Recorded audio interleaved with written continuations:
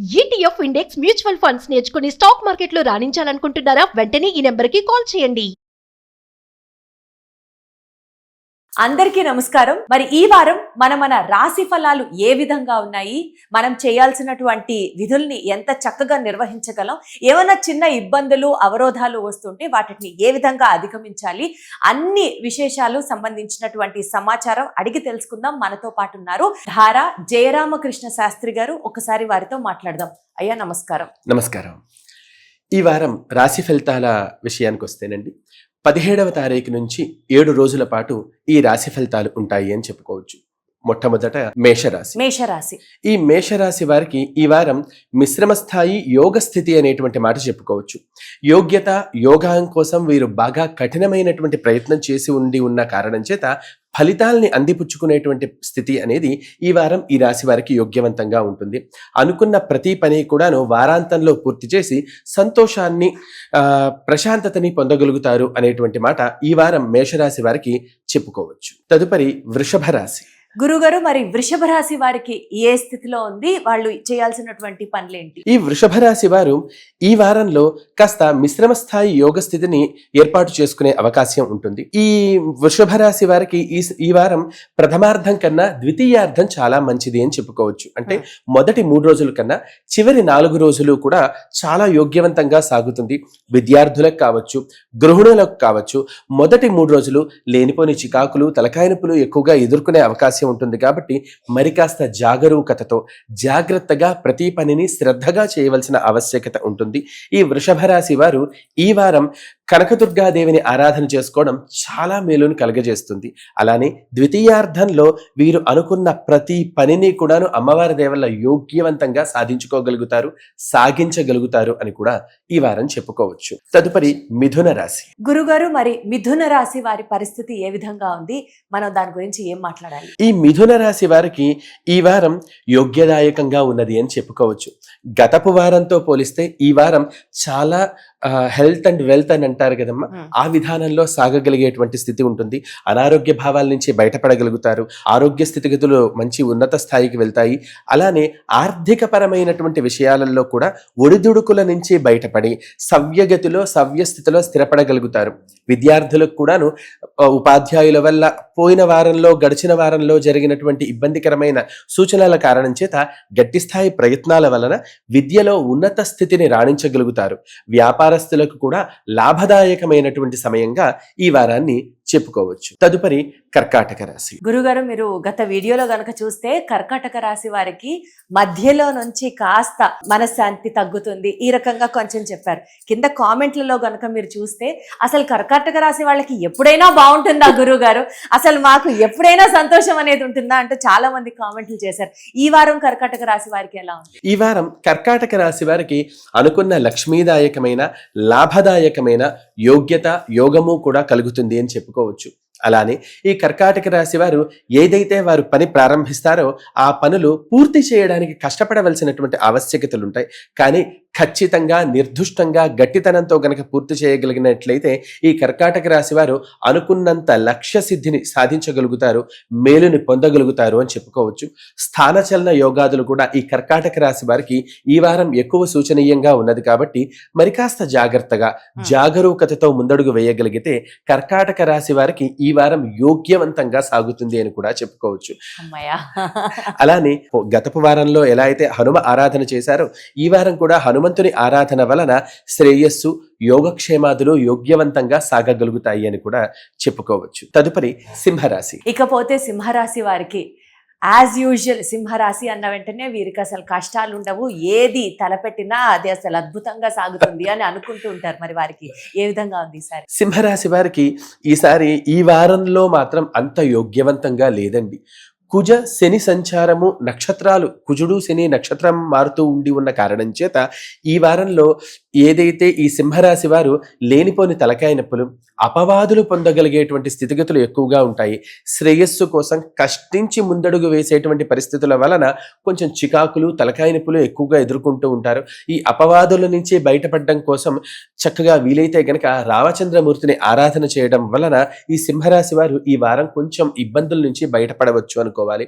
ఈ రూపాయి చాలా బాగుంది, పక్కన పెట్టుకున్నాం అనుకున్న రూపాయి కూడా ఖర్చు అయ్యేటువంటి సమయం సింహరాశి వారికి అనేటువంటి మాట చెప్పుకోవచ్చు. మరి కాస్త జాగరూకతగా ఉండవలసిన ఆవశ్యకత మాత్రం సింహరాశి వారికి బాగా ఎక్కువగా ఉంటుందండి. అంటే అసలు సింహరాశి వారికి ఎప్పటి నుంచో వాళ్ళు వెయిట్ చేస్తున్నటువంటి యోగం దశ తిరిగింది, అద్భుతంగా ఉండబోతోంది అంటూ ఇన్స్టాగ్రామ్ లో, సోషల్ మీడియాలో చాలా బాగా చెప్తున్నారు. కానీ ఈ వార ఫలితాల్లో నక్షత్ర గణనాన్ని బట్టి, గ్రహగతులను, చంద్రగమనాన్ని బట్టి వార ఫలితాలు ఉంటాయండి.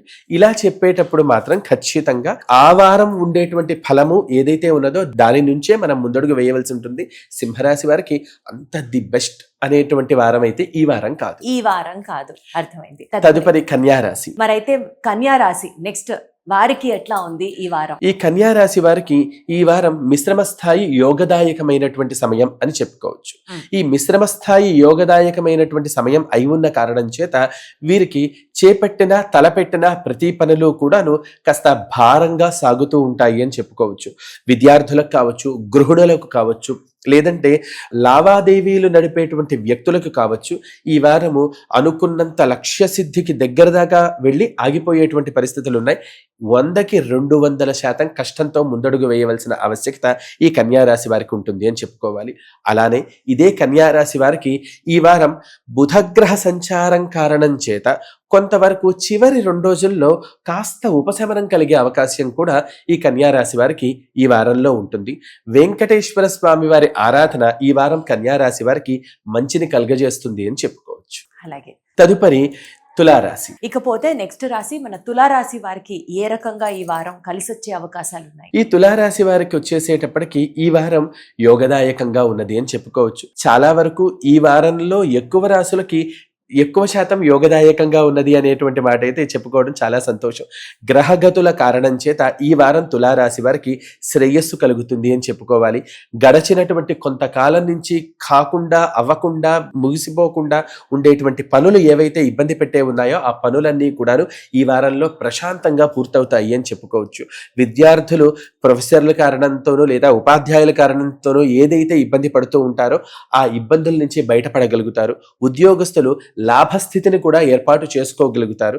నష్టాలు ఏర్పాటు కాకుండా కొంచెం జాగ్రత్తగా ఉండగలిగినట్లయితే ఈ తులారాశి వారికి వెనక్కి తిరిగి చూడవలసిన ఆవశ్యకత లేనంతగా ఈ వారం లాభిస్తుంది, యోగిస్తుంది. తదుపరి వృశ్చిక రాశి. అయితే ఈ వారం చాలా మందికి మీరు అన్నట్లుగా సూపర్ సక్సెస్ తో ముందుకు దూసుకెళ్ళిపోతున్నారు. చాలా సంతోషంగా ఉంది.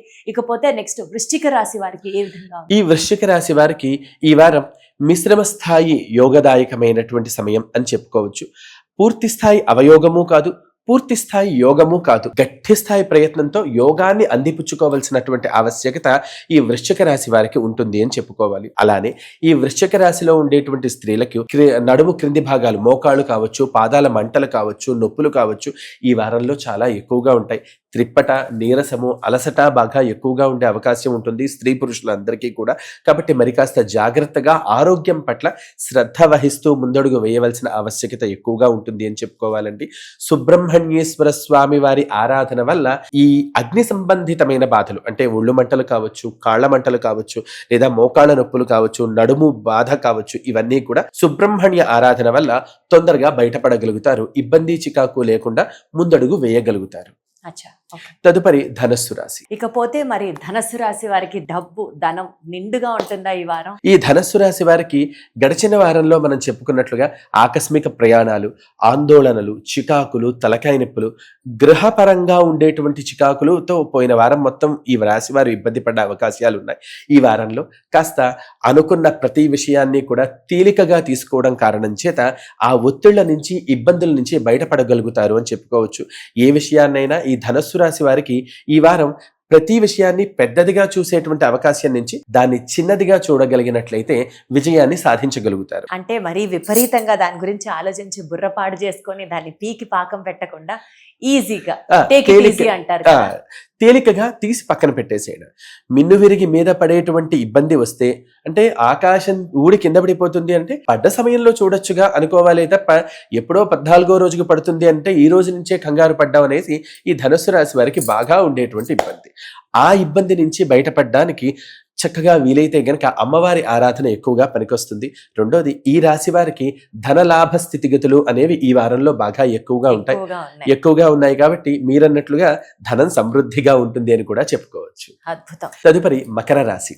ఇకపోతే మన మకర రాశి వారి పరిస్థితి ఏ విధంగా ఉంది ఈ వారం? ఈ వారం మకర రాశి వారికి లాభదాయకంగా ఉన్నది అనేటువంటి మాట చెప్పాలా అనంటే, అనుకున్న పనులు అన్ని అమ్మవారి దేవల ఖచ్చితంగా పూర్తవుతాయి. కానీ ప్రతిఫలం విషయంలో మాత్రం 100% కష్టపడితే 80% ఫలితం మాత్రమే దక్కే అవకాశం ఉన్నది. కాబట్టి ఫలితం విషయంలో చాలా గట్టితనంతో ముందడుగు వేయగలిగినట్లయితే ఇబ్బంది చికాకు లేకుండా దివ్యంగా ముందడుగు వేయగలుగుతారు. అయితే ఇప్పుడు వాళ్ళు భగవద్గీతలో కృష్ణ పరమాత్మ చెప్పింది ఆలోచించుకుంటూ వెళ్ళాలి. ఖచ్చితంగా పని మాత్రమే నువ్వు చెయ్యి, ఫలితాన్ని ఆశించకుండా. అలానే ఈ వారంలో ఉండేటువంటి ఈ మకర రాశిలో ఉండేటువంటి విద్యార్థులు కానీ ఉద్యోగస్తులు కానీ పని నాకు శ్రమగా ఉన్నది, నేను ఇబ్బంది పడుతున్నాను అని కాకుండా ఈ పని నేను చేయగలను అనేటువంటి దృఢ సంకల్పంతో ముందడుగు వేయగలిగినట్లయితే ఖచ్చితమైన విజయం ఈ వారం వీళ్ళు సాధించుకోగలుగుతారు అనేటువంటి మాట చెప్పుకోవచ్చు. తదుపరి కుంభరాశి. ఇకపోతే కుంభరాశి వారికి ఈ సంవత్సరం మరి ముఖ్యంగా విద్యార్థులకి వాళ్ళ యొక్క పరీక్షా ఫలితాలు అన్ని ఈ వారంలోనే వస్తాయి అని అనుకుంటున్నారు. సో మరి వాళ్ళకి ఏ రకంగా ఉంది, ఏంటి పరిస్థితి? ఈ కుంభరాశి వారికి ఈ వారంలో మిశ్రమ స్థాయి యోగ స్థితి అనేటువంటి మాట చెప్పుకోవచ్చు. రాహు సంచారం కారణం చేత విసుగు, అలసట, నీరసము, చికాకులు ఎక్కువగా ఉండడము, ఒత్తిళ్లు ఎక్కువగా ఉండడము, లేనిపోని చికాకులు, లేనిపోని తలకాయ నొప్పులు, సరిగ్గా చెప్పాలంటే దారేకపోయే కంపలన్నీ నెత్తి మీద నుంచి పోయేటువంటి సమయంగా చెప్పుకోవచ్చు. కాబట్టి కాస్త జాగ్రత్తగా ఉండాలి. మరి పాపం వాళ్ళకి కష్టం తొలగాలంటే తేలికగా ఎవరిని నమ్మకుండా ఉండడం, నమ్మి మోసపోకుండా ఉండగలగడం అనేది కుంభరాశి వారికి ఈ వారంలో సూచనగా చెప్పగలిగేటువంటి మాట. ఈ కుంభరాశి వారు ఈ వారంలో ఈ చికాకుల నుంచి బయటపడడానికి దుర్గాదేవి ఆరాధన లేదా లక్ష్మీ నృసింహస్వామి వారి ఆరాధన వల్ల ఈ ఇబ్బందులు చికాకుల నుంచి ఖచ్చితంగా బయటపడగలుగుతారు. గ్రోత్ అండ్ డెవలప్మెంట్ సాధించుకోగలుగుతారు. లక్ష్మీ నరసింహస్వామి వారి పూజ కానీ అష్టోత్తరాలు కానీ చదవడం, స్తోత్ర పారాయణం చేయాలి. అవునండి. తదుపరి మీనరాశి. ఇకపోతే మీనరాశి వారి పరిస్థితి ఏ రకంగా ఉంది? మీనరాశి వారికి గడిచినటువంటి వారంలో ఉన్నంత ఒత్తిడి లేదా గడిచినటువంటి వారంలో ఉన్నంత ఇబ్బంది ఈ వారంలో లేదు అనేటువంటి మాట చెప్పుకోవచ్చు. గడిచిన వారంలో పడ్డ కష్టానికి తగ్గ విజయాన్ని, ఫలితాన్ని సాధించగలుగుతారు. కాకపోతే సాధించిన ఫలితాన్ని వారు ఆస్వాదించడానికి ఖచ్చితంగా కొంత సమయాన్ని వెచ్చించుకోవడం మంచిది అనేటువంటి మాట చెప్పుకోవచ్చు. విద్యార్థులు కాస్త గట్టి స్థాయిలో ప్రయత్నం చేసినా కూడా ఫలవంతం కాలేదు అని గడిచిన వారం మొత్తం ఇబ్బంది పడి ఉన్న విద్యార్థులు ఈ వారం ఊపిరి తీసుకోవచ్చు. ఖచ్చితంగా అనుకూల ఫలితాలు వస్తాయి అని చెప్పుకోవచ్చు. అలానే వ్యాపారం చేసేటువంటి వాళ్ళకి గడిచినటువంటి కాలం నుంచి రాని మొండి బాకీలు ఏవైతే ఉన్నాయో అవి ఈ వారంలో క్లియర్ అయ్యే అవకాశాలు ఉన్నాయి. కాబట్టి ధన సంపత్తి పరంగా బాగుంటుంది. వచ్చిన రూపాయిని జాగ్రత్త చేసుకుంటూ ముందడుగు వేయగలిగితే గ్రోత్, డెవలప్మెంట్ బాగుంటుంది. ఆ రాశి వారికి ఇబ్బంది చికాకు లేకుండా ముందడుగు పడుతుంది అని కూడా చెప్పుకోవచ్చు. కానీ ఈ రాశి వారికి శని సంచార దోషం కొంత ఎక్కువగా ఉన్న కారణంతో కాస్త ఎంత పాజిటివ్గా ముందడుగు వేసినా ఏదో ఒక మాట నెగిటివిటీకి సంబంధించిన మాట వచ్చే అవకాశం ఉంటుంది.